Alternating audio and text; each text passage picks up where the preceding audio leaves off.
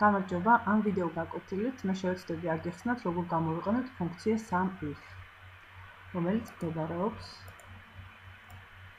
მათემატიკურ ფორმულებში. აი აქ. ხა როგორ მუშაობს? გვაქვს ბაზა, საიდანაც გვინდა ინფორმაციის ამოღება. ინფორმაციის ამოღება მე მინდა აი ამ დასახელებებით. ჯერ დასახელებები წამოვიღოთ. მოვაშოროთ დუპლიკატები. და ახლა შევთქვით ინფორმაციის დაჯამება SUMIF ფუნქციის გამოყენებით. ვსვათ ტოლობის ნიშანს, ვირჩევთ ფუნქციას SUMIF.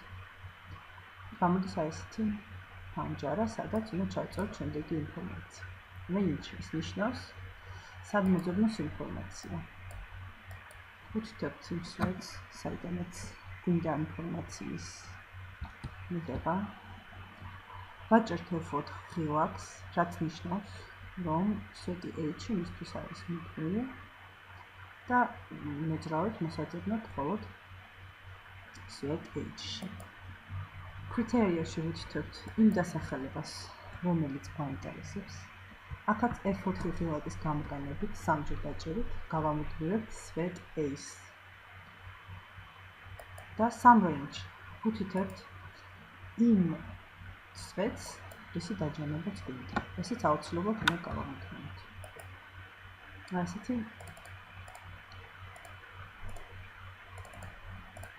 შედეგი მივიღეთ. გავიმეორებ საკრედიტო გაწარებისთვის ანალოგიურ პატარა ფუნქციის ჩასმას.